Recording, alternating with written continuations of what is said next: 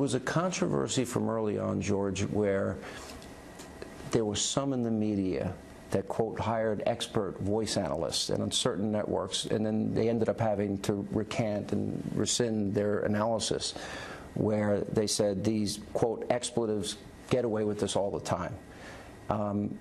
Do you remember what it was that you said specifically on the tape? Punks. Punks. It was not a racial epithet of any type. No, and I can tell you that when the police played it for me in the station, it was clear as day.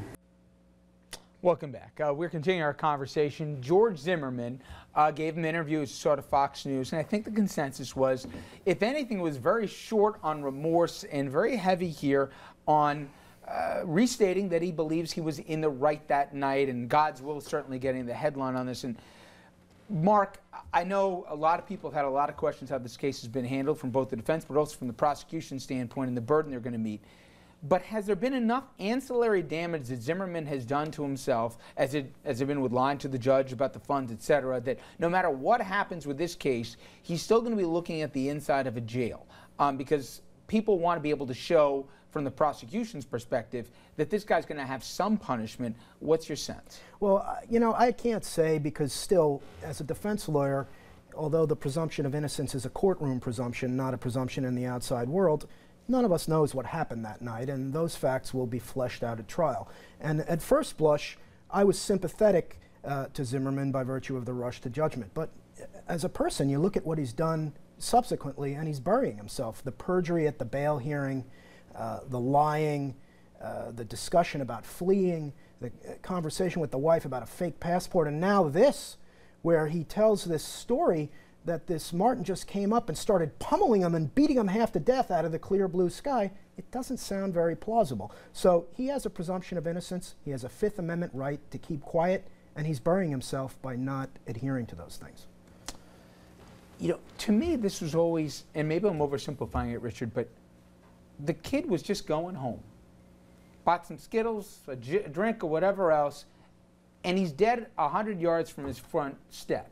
And to me, I think people have contorted and made it more complicated. The guy was told to stay out of it. Get in your car, don't get out. And he chose to inject himself to the situation, and the kid's dead as a result. That's the hard reality that the family faces, that we as citizens concerned about innocent death and about the rights of defendants have to weigh in here. This young man is dead. But here's my question. You were a candidate for Attorney General in New York. Is chief prosecutor of a state or an area, is this the kind of case you dread because it's short on facts and long on supposition? Look, there are no good murder cases. There are no popular pursuit in the criminal justice system. You do your job as you understand that job to be. It is has a political element, but as you correctly pointed out, at the heart of the human tragedy here is a dead 16, 17-year-old kid who does not have the ability to defend himself and explain what happened to him. As to the craziness of the interview, as to the strategic value, was it hung jury time, was it not? That'll come out over time.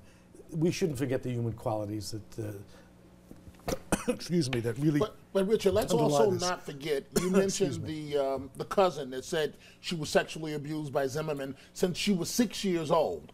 Part B to that is she claims a long-standing hatred by the entire Zimmerman family of black people. Well, there's going to be a lot of trial, I would assume, Mark, on ascribing what kind of racial baggage Zimmerman had or didn't have. Well, he's not accused now of a racial crime or a hate crime, so that stuff is not going to come in evidence. His whole history of hating, allegedly hating minorities, I would be shocked if any considerable amount of that evidence came. I got to get in.